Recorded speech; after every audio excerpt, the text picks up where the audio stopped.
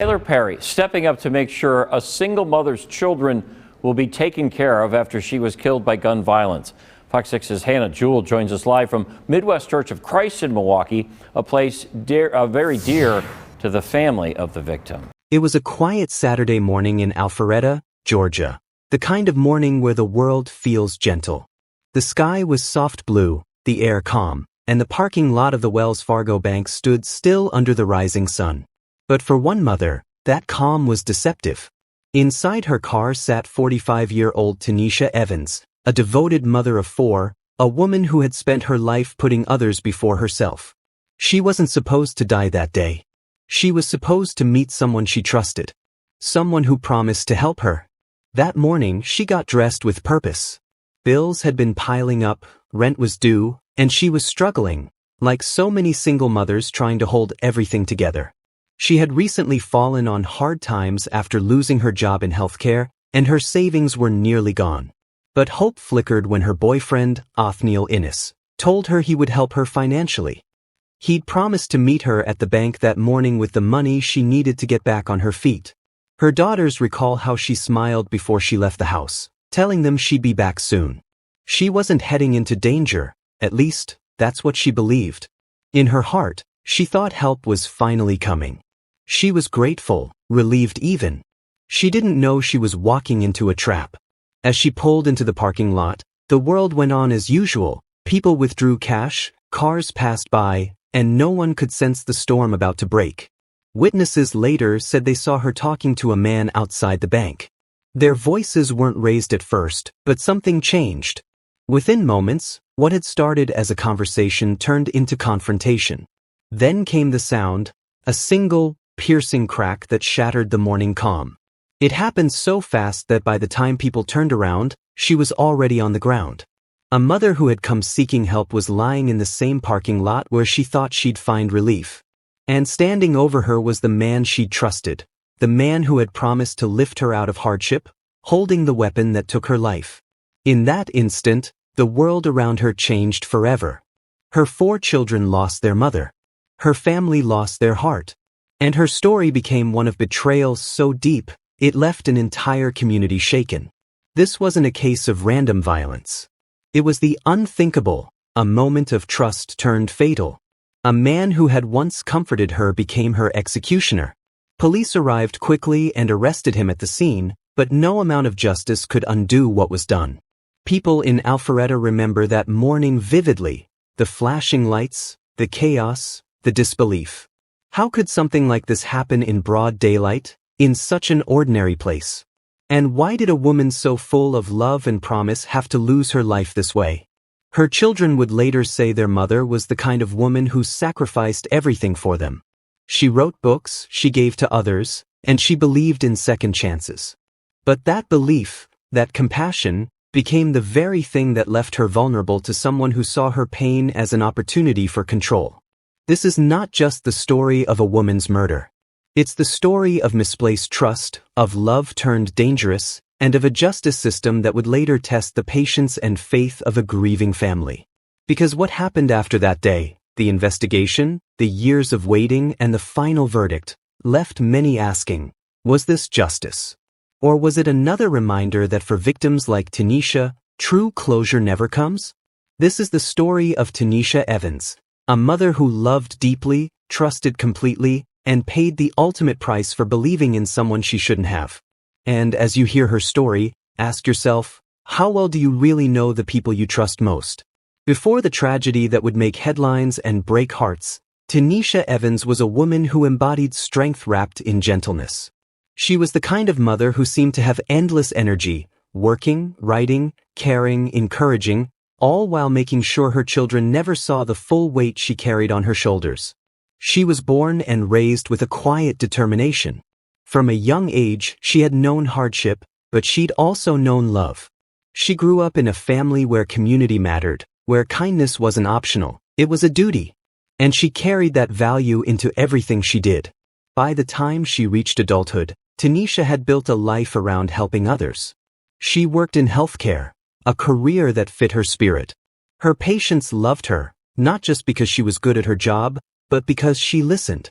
She treated everyone with warmth and respect, the kind that made people feel seen. Outside of work, she was a mother, not just in the biological sense, but in the emotional one too. Her 4 children were her world. To her daughters and sons, she wasn't just mom. She was a mentor, a friend, a safe place. The kind of parent who'd stay up late helping with homework even after working a double shift. The kind who'd go without so her children could have something new for school. But behind that loving energy, life was getting harder. The cost of everything kept rising, her job became unstable, and eventually, she lost her position in healthcare. Bills began to pile up, and she tried to stay calm, because that's what strong mothers do.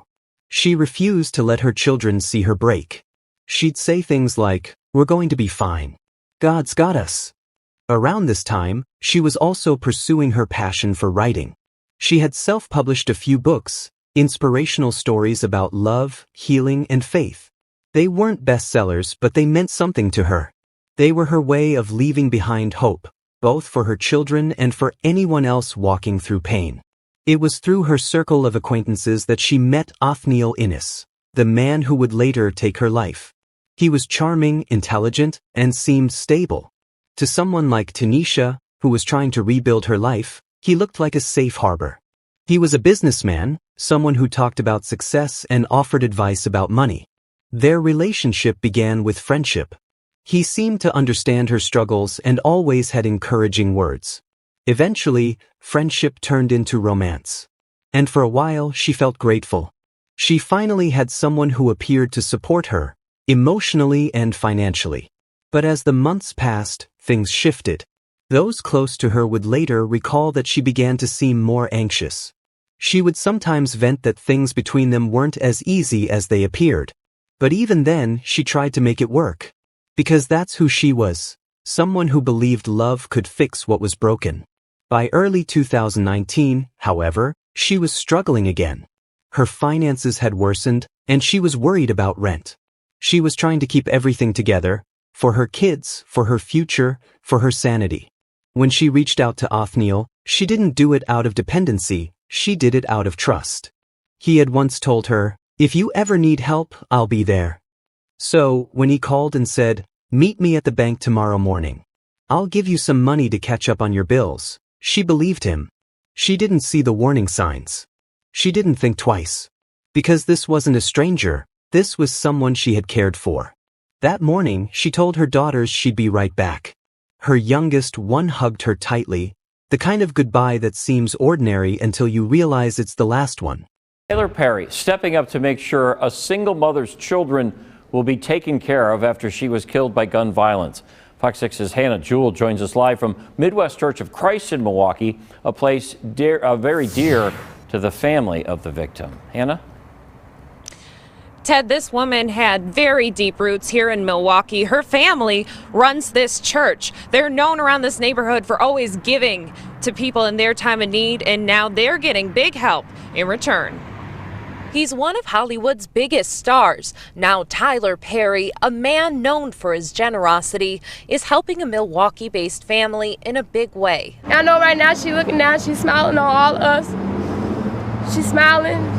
She wants us to be happy. Tanisha Evans recently moved out of Milwaukee with her children, but her life was cut short Saturday. Tell your mom you love her before it's too late, because something could happen like this. Allegedly shot to death by her own boyfriend in Georgia. Every morning, you can hear me walk in and say, "Hey girl, hey," and she'll say, "Hey girl." Friend of the family, Randall Austin, says Evans moved for a better life for her 4 children. Pray that justice is brought, whoever did this, and we're going to pray for the family. Evans has a lot of family still living in the area, leading Midwest Church of Christ on Center for years. They are uplifting family. They help people. Her death leaving her grieving children in Georgia without money for school and on the verge of eviction. Tyler Perry heard their story and decided to pay for them to continue their education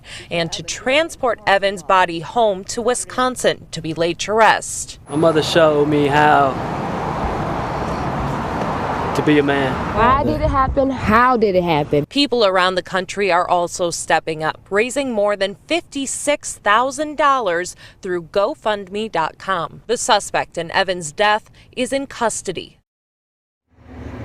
Perry is also offering to pay 6 months' rent for Evans' 4 children. In that moment, everything seemed normal. She drove to the Wells Fargo parking lot in Alpharetta, still clinging to hope that this meeting would mark a new beginning. Maybe things were finally turning around. Maybe she could pay the rent, get groceries, and breathe again. She parked, and moments later, Othniel arrived. To witnesses, they looked like any other couple talking outside a bank. No one could hear what was said, but what began as a calm conversation turned tense. Maybe it was about money.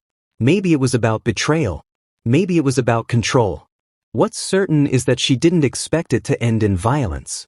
The man she had trusted, loved, and confided in, a man who had promised to help her, suddenly became someone else. And in a split second, everything she had fought to build came crashing down. But before that moment of horror, before the sound that shattered the morning stillness, Tanisha Evans was still full of plans. She had dreams of getting back on her feet, finishing her next book, and watching her daughters graduate. She was still that same mother who laughed loudly, who encouraged others even when she was hurting inside, who believed that every storm eventually passed. She was still the woman who taught her children resilience and love, even when life didn't love her back.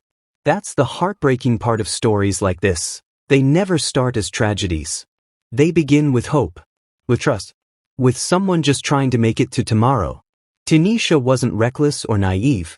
She was human, someone who believed in the goodness of people. She had no idea that the man she was meeting that day wasn't coming to help her, but to end everything she was fighting for. And when that moment came, it didn't just steal her life, it shattered the lives of everyone who loved her. Her children, her family, and even strangers who would later hear her story all felt the same ache. How could someone take advantage of love like that? That question, and the truth behind it, would unfold in the days to come. And what investigators would uncover next would reveal not just a story of betrayal, but a chilling glimpse into the mind of a man who couldn't stand to lose control. Tanisha's life was full of light, and that's what makes the darkness that followed so unbearable. The scene after that morning was chaos. The Wells Fargo parking lot in Alpharetta, Georgia, once a quiet, mundane place for people to handle errands and pay bills, had turned into a scene of horror. Police tape flapped in the wind. People who had been walking to their cars stood frozen, some crying, some whispering in disbelief. A mother of 4, someone who moments earlier had been alive, full of hope, now lay still. News traveled fast. At 5, a guilty plea in a Fulton County murder case leaves a family outraged. Tanisha Evans, she was shot and killed outside a Wells Fargo bank in Alpharetta 6 years ago. Tonight, her family demanding a tougher sentence for the man accused of pulling the trigger. Atlanta News First reporter Brittany Ford joining us live at 5 from the Fulton County Courthouse. Brittany? Well, Tracy, Evans' family has been waiting for years for a trial date to be set and to get justice in this case. Today, they say they were blindsided during a hearing when the state offered a plea deal. 45-year-old Tanisha Evans was murdered in front of this Wells Fargo in Alpharetta in March of 2019. Authorities say Evans' on-again, off-again boyfriend, Othniel Innes, was the person who pulled the trigger. Court records indicate the two had a history of domestic violence. She's missing a lot, and it's hurtful, and I don't think it's fair over a senseless act. So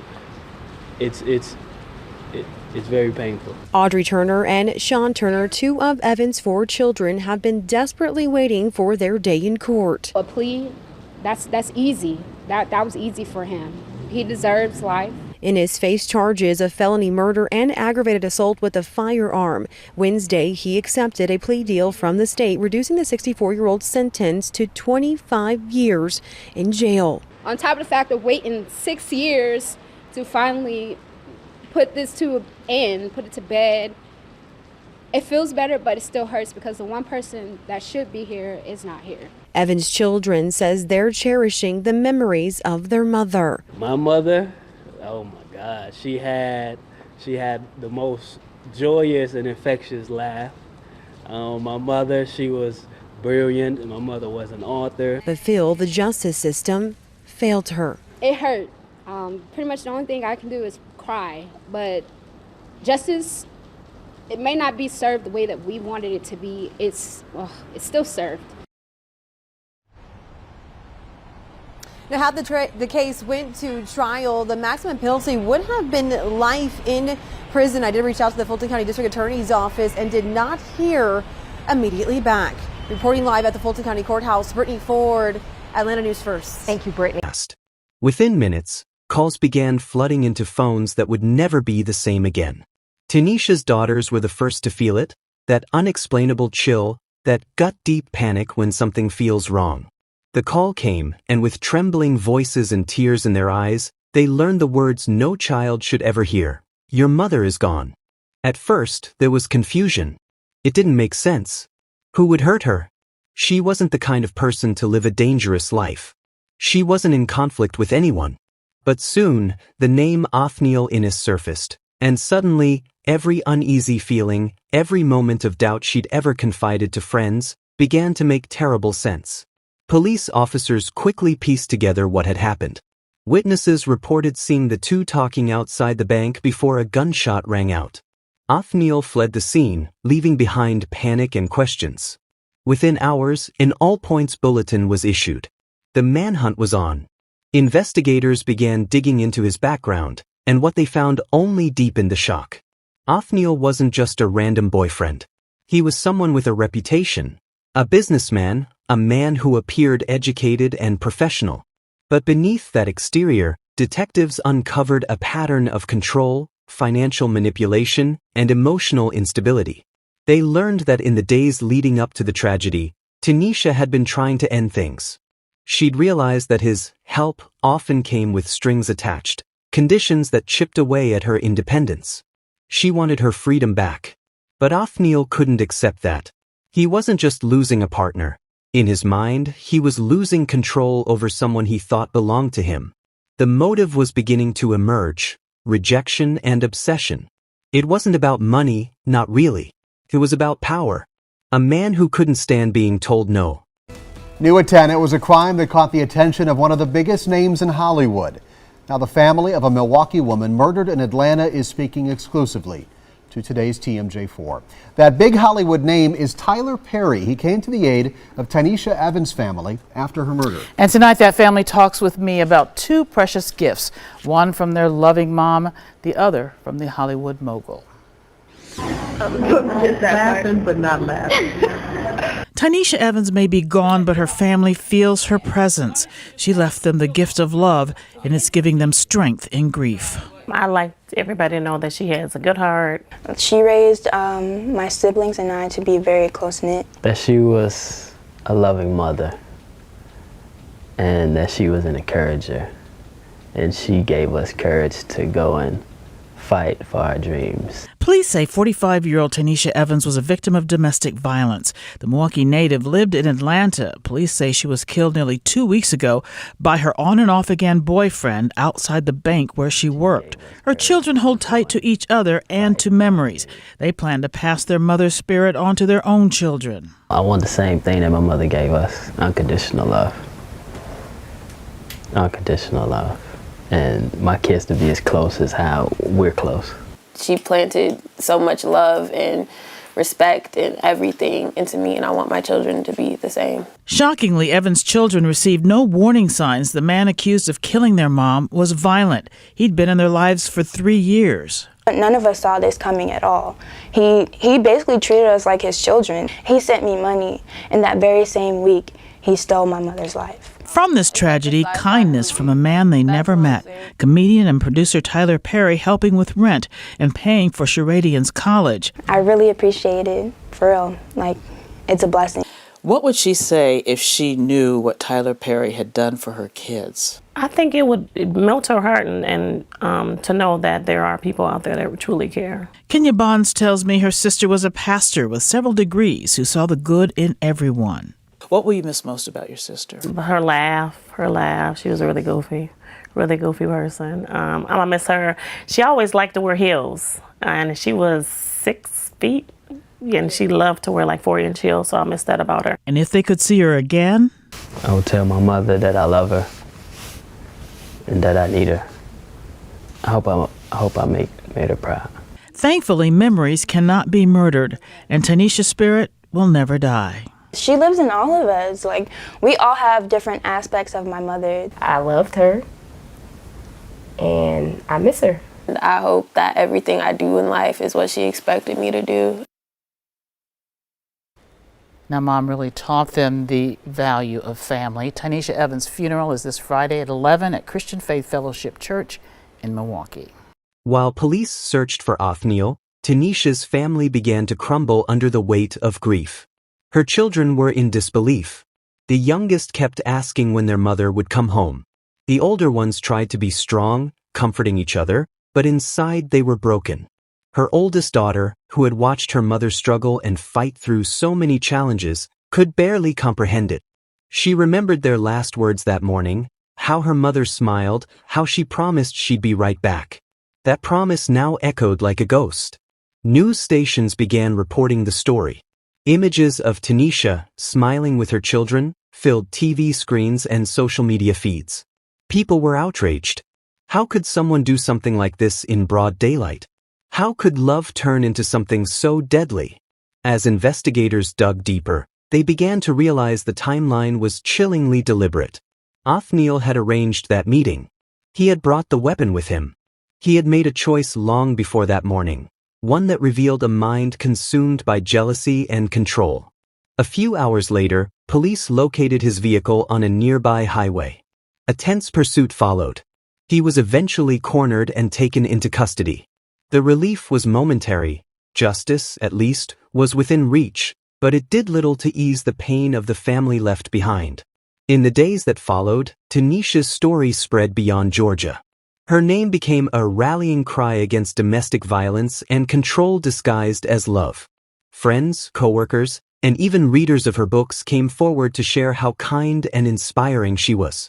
They described her as the kind of woman who lifted everyone around her, the last person who deserved such a fate. Her best friend, through tears, recalled how Tanisha once said, "I just want peace. I don't need much. Just peace and a little happiness." That peace, cruelly, was stolen from her.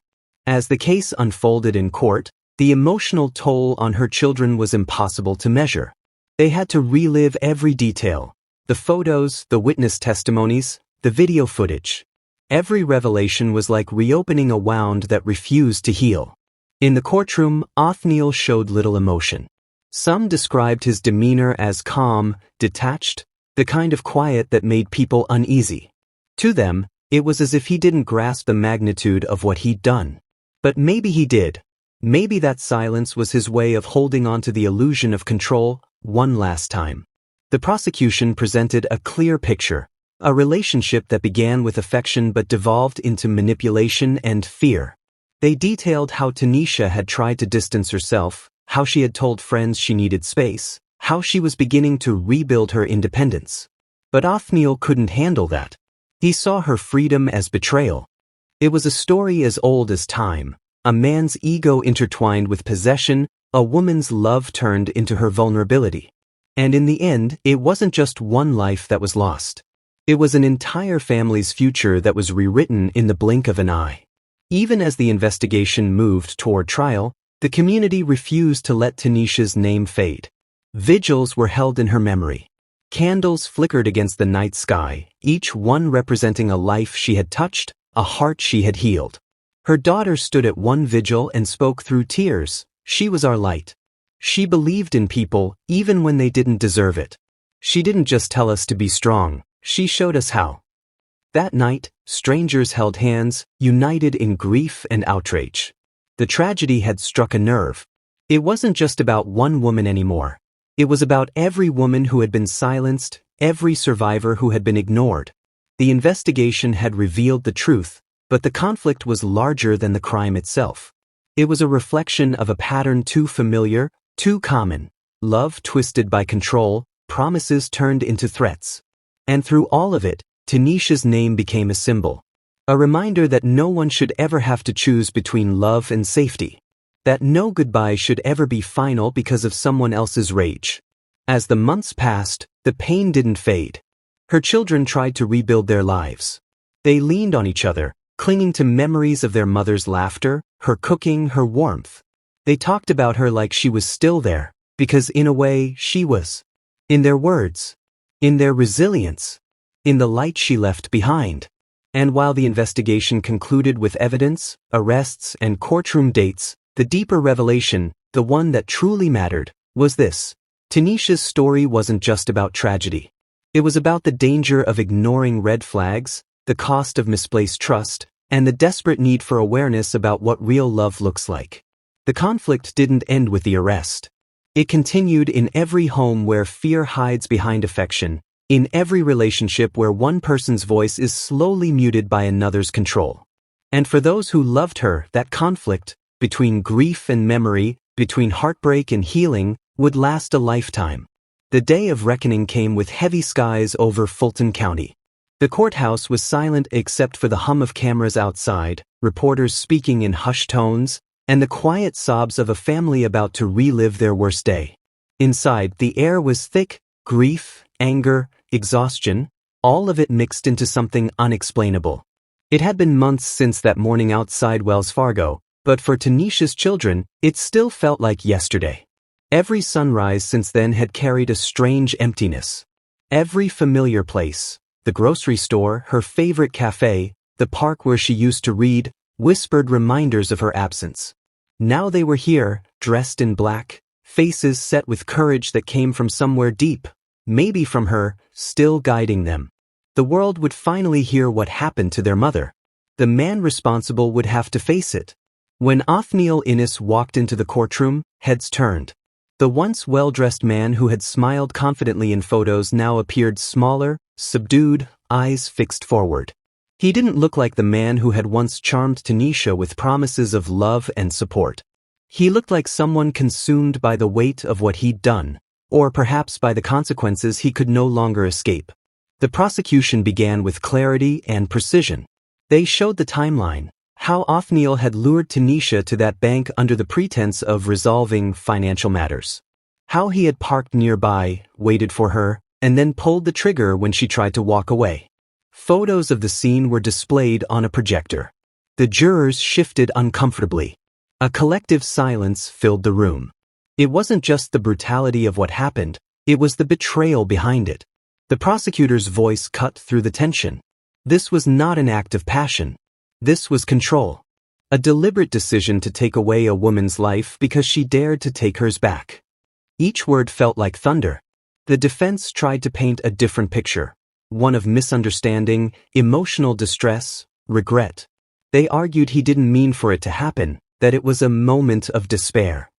But the evidence was undeniable. He had brought the weapon. He had waited. He had pulled the trigger. When the prosecution called witnesses, each one added a piece of who Tanisha truly was. The mother, the friend, the survivor, the woman who believed in forgiveness but deserved protection. Her best friend took the stand, holding back tears as she described their last conversation. She told me she was finally done. That she wanted peace. That she was tired of walking on eggshells, tired of being made to feel guilty for choosing herself. The courtroom was silent. Some jurors wiped their eyes. Even seasoned reporters lowered their cameras. Then came the hardest part. Her eldest daughter took the stand. She spoke softly, hands trembling but voice strong. He didn't just take my mom.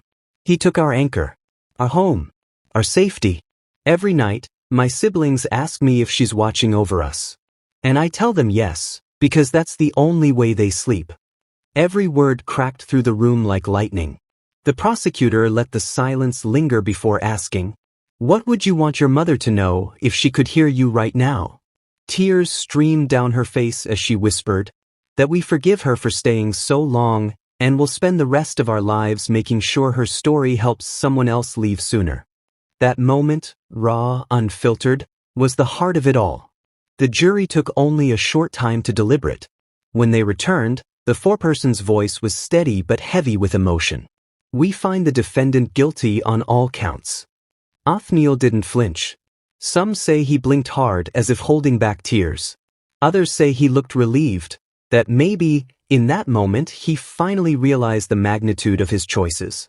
But for Tanisha's family, justice wasn't about his reaction. It was about her name finally being honored with truth. Outside the courthouse, her children embraced, surrounded by friends, neighbors, and supporters holding signs with her picture and the words, "Love should never hurt." The cameras flashed. Reporters asked questions. But her eldest daughter spoke for them all. This isn't just about our mother. It's about every woman who's been silenced by someone who claimed to love her. We want her story to save others. Her words spread across social media, gathering millions of views.